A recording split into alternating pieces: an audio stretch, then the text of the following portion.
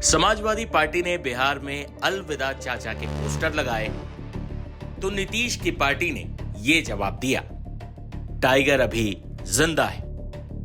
पटना की सड़कों पर चस्पा ये पोस्टर अब सच्चाई बनते दिख रहे हैं। शुरुआती रुझानों में एनडीए न सिर्फ प्रचंड बहुमत हासिल करती हुई दिख रही है, बल्कि नीतीश कुमार का जलवा सर चढ़कर बोलता दिख रहा है। बिहार में इस बार हुई रिकॉर्ड वोटिंग नीतीश कुमार को हटाने नहीं बल्कि मजबूत करने के लिए हुई। रुझानों से तो ऐसा ही लगता है। नीतीश कुमार की पार्टी सबसे बड़ी पार्टी बनकर उभरती हुई दिख रही है। अभी तक के रुझानों के मुताबिक एनडीए का आंकड़ा 185 से 190 के आसपास जाता दिख रहा है, जबकि महागठबंधन 60 से 65 के बीच झूल रहा है। नीतीश कुमार के खास माने जाने वाले मनीष वर्मा ने रुझानों में दिख रही प्रचंड जीत पर क्या कहा, सुनिए। जिस तरह से पहले भी चारों तरफ से खबरें आ रही थी और चुनाव हुए थे प्रथम चरण के और दूसरे चरण के, वहां में जनता में काफी उत्साह था एनडीए के प्रति, और वही उत्साह ये परिणामों में भी झलक रहा है। हालांकि अभी तो 10 ही बजे हैं और कुछ ही राउंड की काउंटिंग हुई है, तो इसमें कुछ भी कहना उचित नहीं होगा। अभी तो काफी राउंड्स होने हैं, लेकिन जो अभी का जो परिणाम है उससे पता चलता है कि जनता में एनडीए के प्रति काफी उत्साह था, और खास करके नीतीश जी के प्रति, उनके चेहरे के प्रति जो विश्वास था वो अभी परिणामों में झलक रहा है। जो परिणाम जो कहिए, रुझान कहिए या परिणाम जो भी अभी तक जो आए हैं, क्या आप कह सकते हैं कि नीतीश जी का चेहरा आज भी सर्वमान्य है? नहीं, ये बात तो सब जगह से क्लियर हो गई।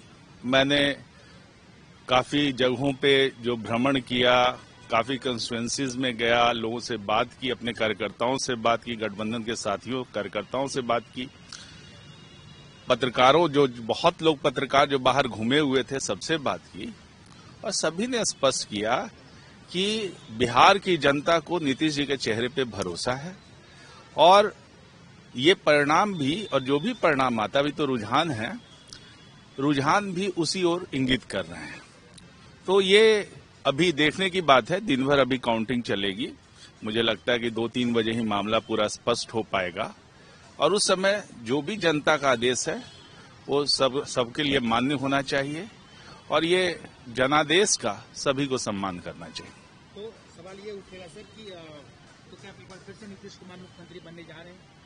देखिए, मैं पहले भी कहता आ रहा हूं कि गठबंधन के सभी साथियों ने पहले भी कहा कि उनके नेतृत्व में, नीतीश जी के नेतृत्व में चुनाव लड़ा जाएगा। फिर बाद में सबने क्लेरिफाई किया कि नीतीश जी ही सीएम के फेस होंगे। लगभग सभी गठबंधन के साथियों ने माना है, और उसके आधार पर मैं कह सकता हूं कि हाँ, नीतीश जी ही अगले सीएम, यदि हम लोग को जनादेश मिलता है, एनडीए को जनादेश मिलता है, तो होंगे।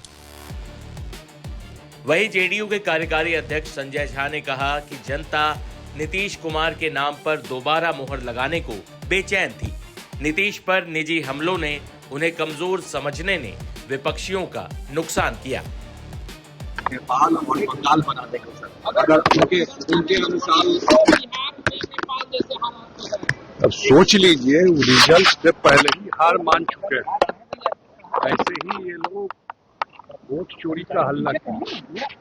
उससे पहले 2024 में बोले संविधान खतरे में, तो जनता नहीं मानी। इस बार वोट चोरी का हल्ला करते रहे। अब इतना बड़ा चुनाव हुआ, कहीं इसका चर्चा भी की एसआईआर वोट चोरी का? सब जगह पोलिंग हुआ, कोई चर्चा भी हुआ? और कल काउंटिंग है, सब लोग शांति से देख रहे हैं, और ये अपने लोगों को भड़का रहे हैं, क्योंकि रिजल्ट उनको पता है क्या होने वाला है। इसलिए पता है कि जनता का मूड सब जगह असेसमेंट कर लिए होंगे अपने हर एक सीट पर, उनको तो आइडिया लग गया होगा। आप एग्जिट पोल को छोड़ दो, उनका अपना भी असेसमेंट होगा ना। उसके बाद लोगों को भड़काना होना क्या है? जो जनता आशीर्वाद अगर देगी तो फिर से नीतीश कुमार जी की सरकार बनेगी।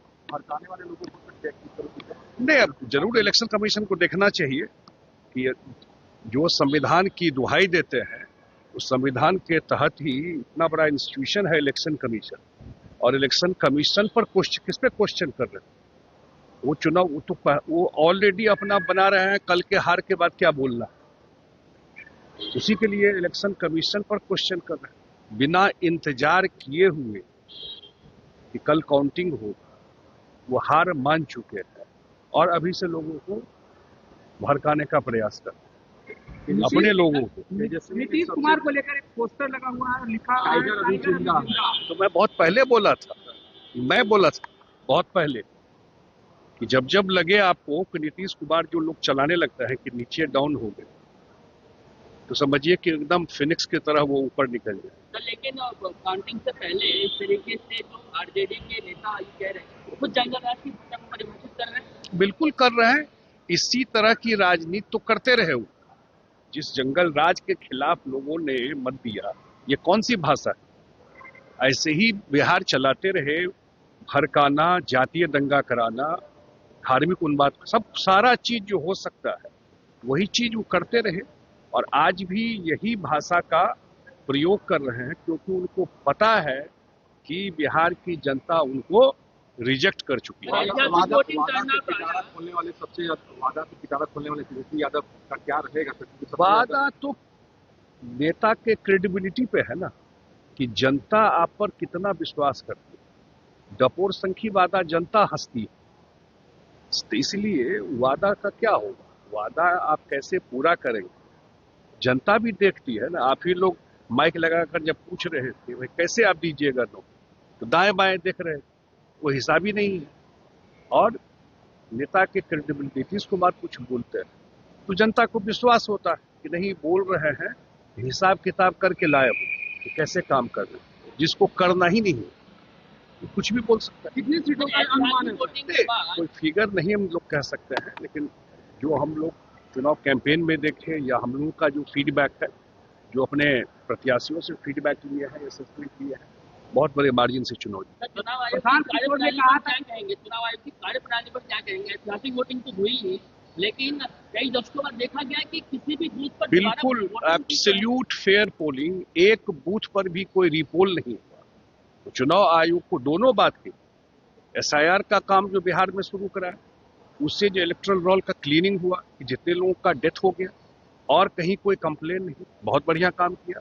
और दूसरा जितने फेयर तरीके से इलेक्शन कराया है, ये रिमार्केबल है। प्रशांत किशोर ने एक बड़ा चैलेंज नीतीश कुमार को दिया था सरकार बदलने की, क्या लगता है क्या होगा आगे? उन्होंने क्या काम का रिजल्ट आने दीजिए, फिर आप हमसे क्यों पूछ रहे हैं? उन्होंने जो मैंने कहा ना, हमसे क्यों पूछ रहे हैं, पहले कल का रिजल्ट आने दीजिए।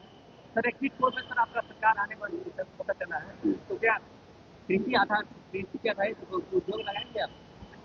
भाई ये तो प्रायोरिटी है ना, कल आप रिजल्ट आने दीजिए, फिर अगले 5 साल का प्रायोरिटी भी सरकार बताएगी। बिहार चुनाव से पहले जिन नीतीश कुमार को सबसे कमजोर कड़ी समझा जा रहा था, चुनाव परिणामों में वो सबसे बड़े खिलाड़ी बनकर उभरते हुए दिख रहे हैं। और 25 से 30 फिर से नीतीश का नारा सच होता दिख रहा है।